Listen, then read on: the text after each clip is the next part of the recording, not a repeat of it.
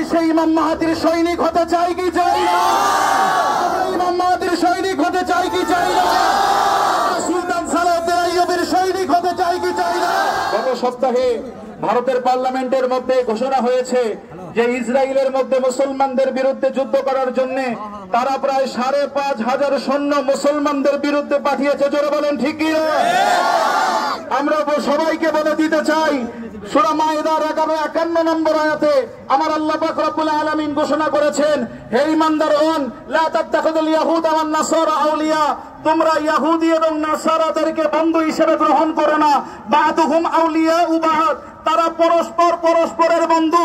ওয়ামাইয়াতাওয়াল্লাহুম মিনকুম ফাইন্নাহু মিনহুম, তোমাদের মধ্যে যারা তাদেরকে বন্ধু হিসেবে গ্রহণ করবে তারাও তাদের দলভুক্ত হবে।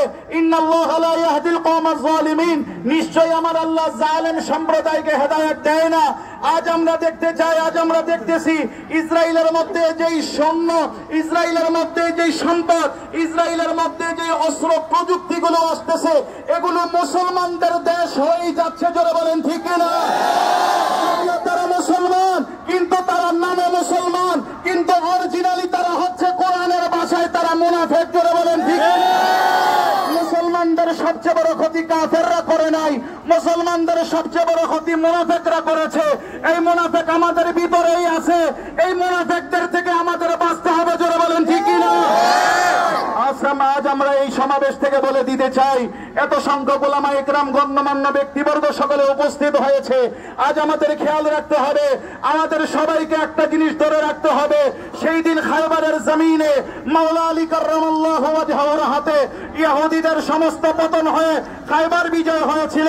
এর পরবর্তীতে আবার বাইতুল মুকাদ্দাস হযরত ওমর রাদিয়াল্লাহু তাআলা আনহুর সময়, হযরত ওমর রাদিয়াল্লাহু তাআলা আনহুর নেতৃত্বে এই ফিলিস্তিন বিজয় হয়েছিল।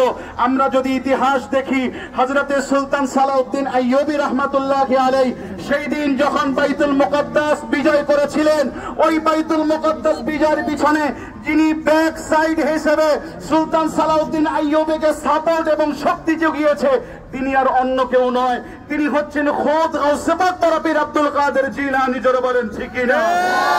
আজ আমরা সবাই একত্রিত হয়ে এই আশা নিয়ে আমরা সবাই এখান থেকে যাব যে যত কষ্টই হোক, আবার যদি আমরা বাইতুল মুকাদ্দাস ফিরে পেতে চাই, আমাদেরকে অবশ্যই একত্রিত হয়ে অবশ্যই কোনো না কোনো আওলাদ রাসূলের দামান ধরতে হবে। জোরে বলেন ঠিক কি না? এই একত্রিত করার জন্যই আবার ইমাম মাহদী আসতেছে। জোরে বলেন ঠিক কি না?